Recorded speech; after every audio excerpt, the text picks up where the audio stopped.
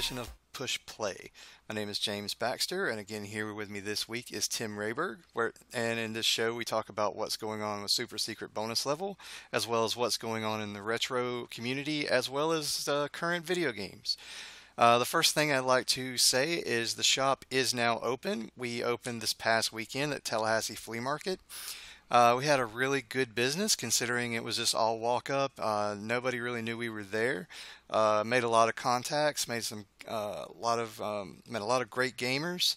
It went really well. And then this coming up week, we had a lot of trade-ins, so we're going to have a lot of new things in the shop this coming up week. Some new games, quite a few new systems.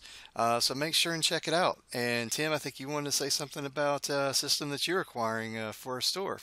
Yeah, I was just like to give a big shout out to one of my friends that I actually met on Facebook. Me and him did a trade several months back on Facebook and became really good friends. And when I was telling him about us opening up the store and all, and he mentioned that he had a Sega Dreamcast and gave it to us for a really good price so we could sell it in our store. And I'd just like to give him a big shout out. And that's Richard Edwards, man. I appreciate it. That's awesome. Thank you. One of the things I'd also like to mention is our website is up now. It's supersecretbonuslevel.com. You can also email us at ssbl@supersecretbonuslevel.com. And you can also reach us at 850-629-8774. All right, so let's get back. And also, I just want to say, I hope to see you guys at the flea market, and we've got a lot of stuff, so come check us out. All right, so the first thing I'd like to talk about today is in our first episode, we talked about the NES Classic and Nintendo releasing that all-in-one box. It has 30 games, 30 very good games actually, for $60.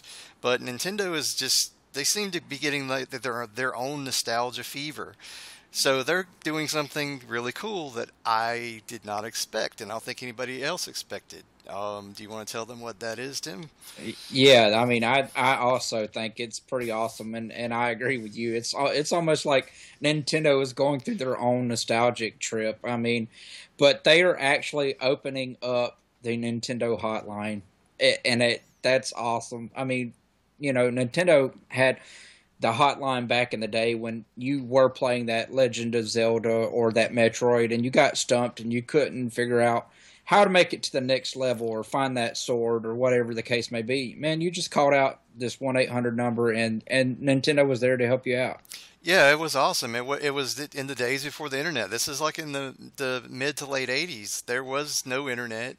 You could get stuff out of magazines and stuff like that, but this was cool back then. I mean, I had to beg my parents a couple of times to allow me to actually call that number because I would get stumped.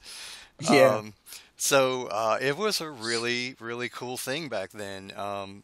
It was just a good way of Nintendo, the old Nintendo, which used to be really user friendly, very friendly to their gamers. It was always a great service, and I remember it fondly. And for those that want to call that number, the number will be 425-885-7529, and it will be open from November 11th to November 13th. So if you want to kind of walk down that little nostalgia, go check it out.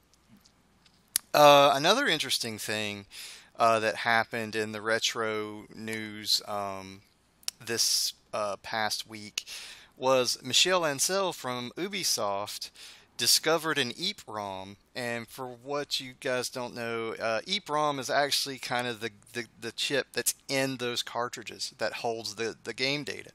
Well, he found a long lost one that he's been looking for years.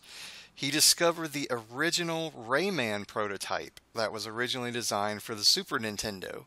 It didn't actually appear for the first time until 1995 for the Atari Jaguar, PS1, and some other systems. So that's really cool that it's actually was going to be designed originally for a Super NES game. And just a little bit of information about that. The Rayman, that game series, it spawned 43 games. They've sold over 25 million copies total in that series.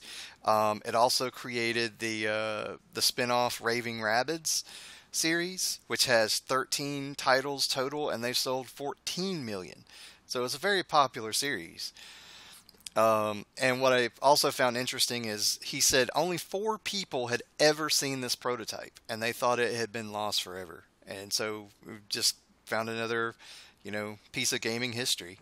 And I know Tim, you've played the Raymans a little bit, and the Raving Rabbit series a Right. little bit. I played it a little bit, like you said, for the Wii, and it had a bunch of little mini games in it and so forth, and I actually really enjoyed it. Sadly, I had never really got into the Rayman series other than those games, but um, that's something I'm going to have to pick up and play. Yeah, I would recommend it. I've played them. They're very, very good 2D platformers. They play very much, like a Mario game, most of them. They had some 3D games. They're always beautiful. I mean, anything that Michel Ancel does for Ubisoft is absolutely beautiful. So, and those were no exceptions. But now that he has found his long lost copy of the Super NES version of Rayman, get to work on Beyond Good and Evil 2. Um, Okay, so we're actually recording this on Election Day Tuesday. So I just wanted to throw a little piece of video game trivia out there. Um, that our presidential candidates, or at least our 2 primary presidential candidates, actually had their own video games, or at least appeared in their own video games. Donald Trump, obviously, not to be outdone, had his own video game, which was, he had to have his face on that. That's him. He had Donald Trump Real Estate Tycoon in 2002. So if anybody is familiar with the Tycoon series, they were all just different types of simulators. They had like a railroad tycoon and roller coaster tycoon and stuff like that. And this was no different. It was a real estate simulator. You're basically just trying to create a business. And had his face on And has his face on it. it. No one's done a better tycoon game than that. Believe me. Okay, and the Clintons both shared a game. The original version of NBA Jam had Bill Clinton in it. And then the follow up of NBA Jam, Hillary Clinton was added. They're both hidden characters. I actually was going to say how to unlock those characters, but it's different depending on which platform you have.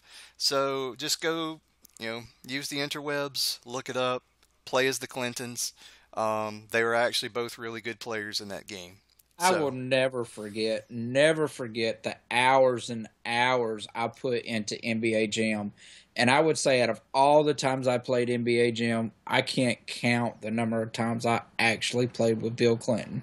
It was great to see him running around the court, shooting a basketball yep, and dunking. yep. I was usually, if I was using the hidden characters, I was usually either Clinton and Gore or the Beastie Boys. Yeah. All right, and what we're going to do now as our final section is we're going to talk about these aren't like our all-time favorite games, but we just wanted to mention 2 games that we see in our inventory that we would just like to tell people about. That they're really good games, and I'm going to let Tim start with his personal pick right now of what's in our inventory. And again, we have a lot of other games in this, but these are just ones we just want to kind of call you to your attention. So tell them which one you like in the inventory right now. The game I picked in the inventory is The Legend of Zelda: Ocarina of Time for the Nintendo 64. This, to me, guys, if you're a Zelda fan or any kind of puzzle fan or adventure game, this is your game. I mean, I cannot tell you how many hours I have put into this game, and there are several different versions of this game. But the original is also the classic. I mean, I have put so many hours in it. Like I said, I have beaten this game at least 2 or 3 times. It is such a great game. Like I said, it's got puzzles in it. The adventure. I mean, you get to ride Epona, or Yep, yep, how yeah, Epona. Epona. Excuse me, that's right. and you get to ride her around through the Hyrule Field. I mean, it's just a great game. Yeah, it was one of the first games that really kind of made you feel that you were in another world. And I mean, Hyrule Field was huge back then. I mean, no one Back had ever then, right? seen something that big in a 3D adventure game. And Ocarina of Time was really the game that launched the 3D adventure genre. People had tried it, but they were just horrible. And then Ocarina of Time came along, and it just blew everybody's mind. The Nintendo 64 had already been doing, okay, when it came out. I mean, Mario 64 was already out, and that was a great game, sold a bunch of systems. But when Ocarina of Time came out, that was the system that launched, or the game that launched 1,000 systems, so to speak. I mean, that was it. I mean, see, people saw Right. that holiday season, and they were like, "Oh, I've got to get a 64. Right. I have to have a 64." And that's what I was going to say. I mean, that game alone was a system seller. I mean, Oh yeah, we definitely. we see it with the new consoles. You know, people are like, "Oh, well, I just don't know if I want a PlayStation 4 or I don't know if I want to spend that much on the Xbox One." But then that Halo comes out. You know, and it's like, "Oh, that drives me to buy that system." That's this game done that for the 64. Certainly. And as you mentioned, it has been remade and stuff for like the DS and things like that. But there's still something about the classic, having that original in The original 64. game. Yeah, and highly recommend it. We also have the sequel to that, Majora's Mask, in the store as well. Okay, and the one I wanted to bring up is if you remember my or ever looked at the other videos that I have. I used to have an arcade series that I did called Classic Credits, where I would talk about kind of obscure arcade games that I thought had been missed. So I thought this would actually be a good time to bring up one, and it's actually one I did an arcade video of. So you can go back and watch that if you actually want to see some gameplay footage of this, which I'm also going to include in this video. Um, Definitely a lost classic that most people don't know exist. Dig Dug 2. Most people are familiar with Dig Dug. I mean, that's a classic game. You just go around, you dig on a vertical map. You have Pukas and Frygars. You're trying to basically kill all of them by either dropping rocks on their head or hitting with your air pump and blowing them, literally blowing them up. Um, so then they released a sequel to that in the arcades, Dig Dug 2, which played considerably different than the first game. And most people just don't even know the game existed. In Dig Dug 2, you're on an island and you're not digging down. You're trying to connect dots on the island to make parts of the island fall into the water. And what you're trying to do is you're trying to make sure that the enemies are on those parts of the island and making the parts of the island fall, thereby defeating the enemies, or you can still use your little trusty air pump and blow them up. So it's a different spin on Dig Dug, and I always thought Dig Dug 2 was really fun. I would say the same thing. I was always a big fan of the Dig Dug series.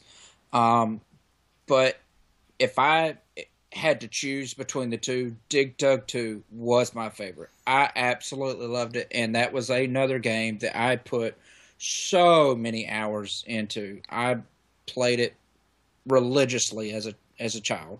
Yeah, it's a really fun game that I don't think a lot of people know about and just don't give enough credit. Because the first Dig Dug was such a classic, and you're really just kind of doing yourself a disservice if you don't check out Dig Dug 2. It's a really fun game. I agree. All right, and I think that's going to do it for this week's episode of Push Play. I hope you enjoyed this episode. Make sure and check us out on YouTube. Make sure and listen to this as many times as you feel like. Make sure to check out the store. Check out our website. If you have anything that you want to get rid of, trade in, we do that too. We buy. So, hope you enjoyed it, and we'll see you next time. Have a good one.